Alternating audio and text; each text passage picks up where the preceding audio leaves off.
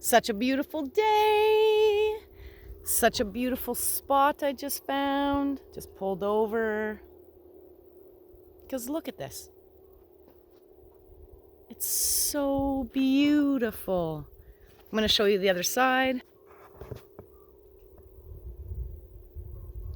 Look how gorgeous. I just really, really, really love nature. And I love how every time that I get into it, that it just makes me feel so at peace. Like the sun, the breeze, the trees, the dragonflies. It's just so divine. And I've been getting so many messages lately in songs. The angels always love to send me songs. Look at the sky. And the one that's been coming recently has been, I think it's Nelly Fado. No one else can speak the words on your lips. No one else can say it for you. No one else can feel it for you. No one else can let it in. Only you. This is where your book begins.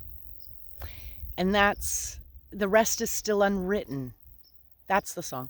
Look up the lyrics to that. It's so profound because it's time in the song it says, release your inhibitions.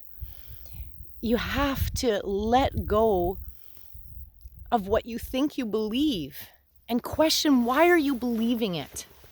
Look, that's what's been happening. Everything that comes up when I feel like what am I doing? Whatever action I'm doing, what am I doing that for? Is it because it feels right, or is it a habit? Is it a conditioned belief? You know, especially when it comes to people pleasing. Okay, so if you're an empath, well, in any regard, if you're someone who just knows that you people please, let's talk about that for a minute, because you have to ask yourself, what do I believe to be true in order for me to feel that way? Why am I doing that? And because you don't want the other people to feel bad, you don't want to feel like a bee, you don't want to feel negative, or maybe you feel like you're supposed to, whatever the reasons are. If it really isn't an equal energy exchange, we have to be really careful who we give our energy to these days. There's so much darkness happening, and I feel like if you're an empath and a light worker, it's even tougher for us, because right now it's like moths to the flame. There's a lot of people, and God bless everyone. There's no judgment. I want to save the world, I really do. But we have to make sure that we are keeping ourselves in balance and keeping our energy vibrant in order to be help to anyone. We can't be depleted, or something's not going to go good with us. So I've been learning how to have the boundaries and how to send love and light, and not always necessarily need to be giving in any physical way. Okay? And we have to remember that everyone is a soul having a human experience, that we all came here with an army above us, that we all came here charting our life, that we're not alone. And so if there's a part of you like me who felt like, well, if I don't do it, if I don't help them, if I don't save them, then who will? And I remember one of my first Reiki sessions, I was told, that's God's job. That's God's job. So the best thing we can do a lot of the times is just give love and light, and know that when we let go, we are allowing God, the angels, the army that's above them, to do what is not our job, to sacrifice ourselves, our energy, maybe our resources, whatever, your love and light, thinking that it makes a difference. Now, if it does, an equal energy exchange is when that person can give back to you, or you see that they actually received the help and actually it made a difference. Otherwise, they're called, I'm hearing people use the term like an energy vampire. And it's not nobody's fault to be in a position if they're the energy vampire, because that's just a broken, bleeding heart that wants somebody to give them light. And I think we can all do that, but within reason. Now imagine if everybody shared a smile with that soul that wants light. We can all give that in a day.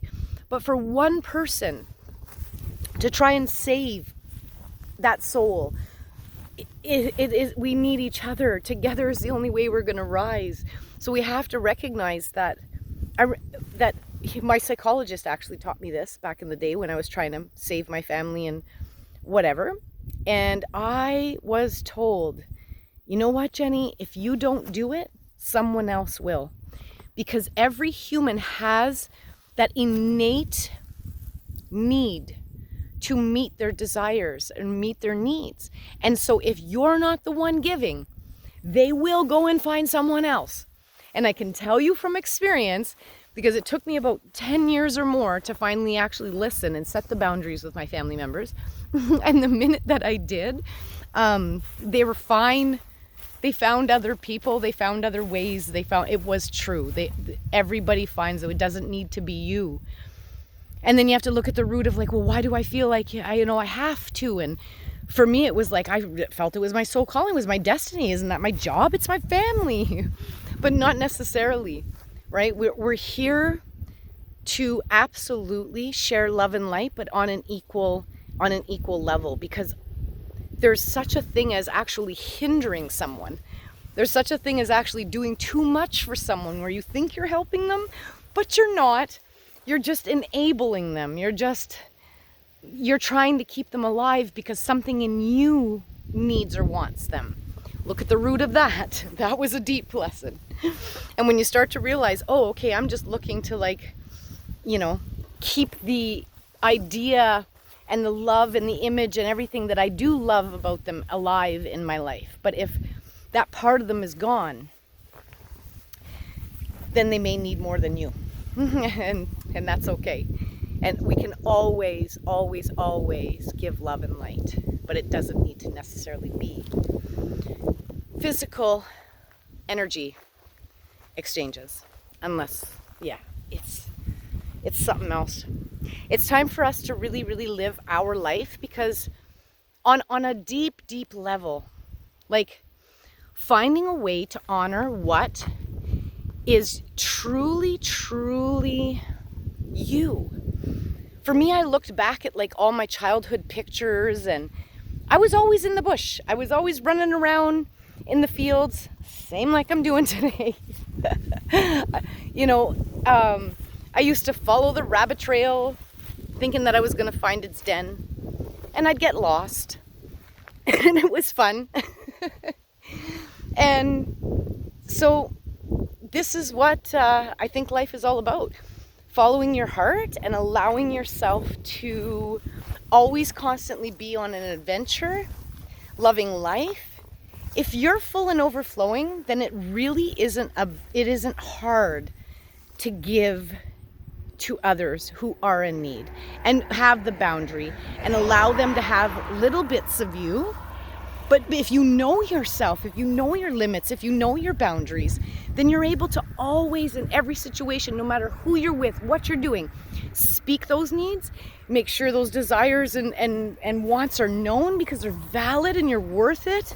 I had to work so hard with subliminal messages to get to that point where you can hold that truth, believe it, and speak it. Speak it. No one else can speak the words on your lips. It's your story. The rest is still unwritten. And here we are, really, really coming into contact with that inner compass. That's why I call this channel Positively Random. Find your inner compass. Because that's what I think we're all here to do. Figure out what that soul contract was in the first place. What did we decide to do while we were here? What are we deciding to do? There's a road. You can take it. It's already paved. Or you can choose to blaze your own trail and find a path that's never been taken before and show others the way. I think that's the journey I'm on. Oh, I love you all so much. Thank you so much for being here and sharing in this journey. It's going to be ever changing for me, that's for sure. I have definitely chosen to take the crossroads and honor my soul, and I'm wishing the same for all of you. So if you want to join me, please don't hesitate to become a Soul Tribe member and reach out to me with a comment or a question. Let me know if you even made it to the end of this video. And here's what I like to say. It ain't woo-woo, it's true. Follow your heart. Much love and light to all of us as we rise and shine. Yeah!